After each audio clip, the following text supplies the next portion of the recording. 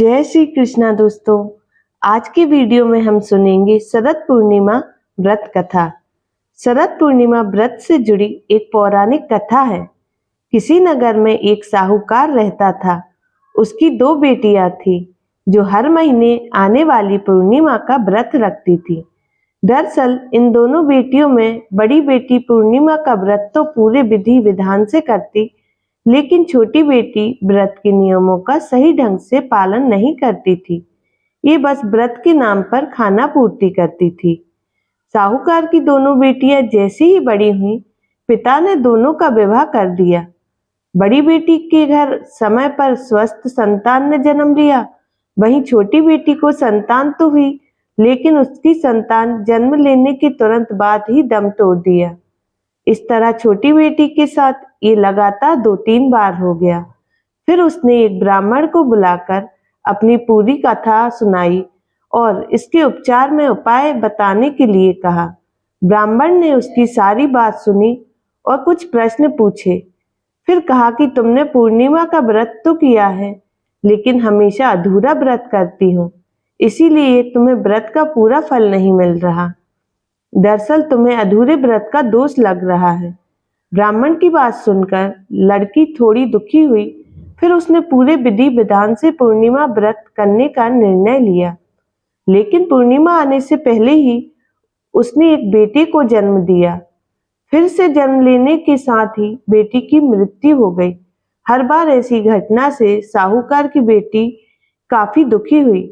उसने अपने बेटे के शव को एक पीठे पर रखा, इसे एक कपड़े से इस तरह ढक दिया कि किसी की नजर ना पड़े। इसके बाद उसने अपनी बड़ी बहन को बुलाया।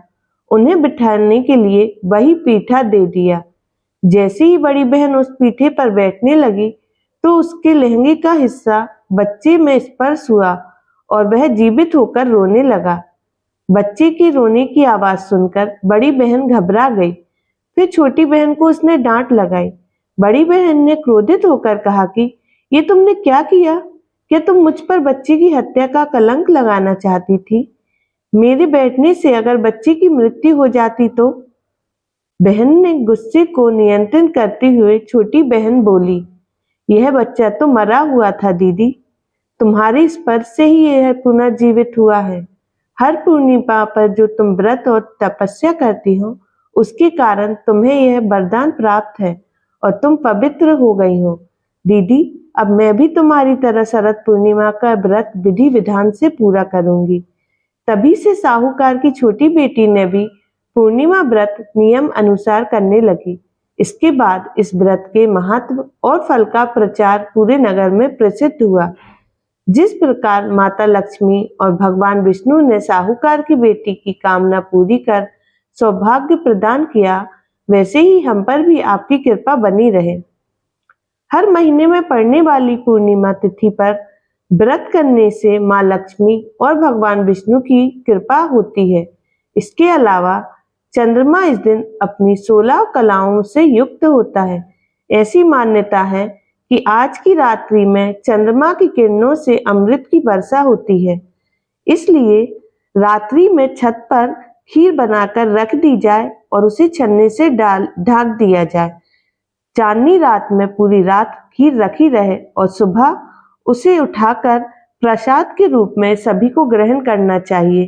कहते हैं वो साक्षात अमृतमय ही हो जाती है। शरद पूर्णिमा में मावे के 6 लड्डू बनते हैं, जिनका विधान अलग अलग बांटने का है। हमारी अगली वीडियो में आप वो सारी पूजन विधि और लड्डू का वितरण कैसे करना है वो सब देखेंगे। जय माता रानी की। राधे राधे।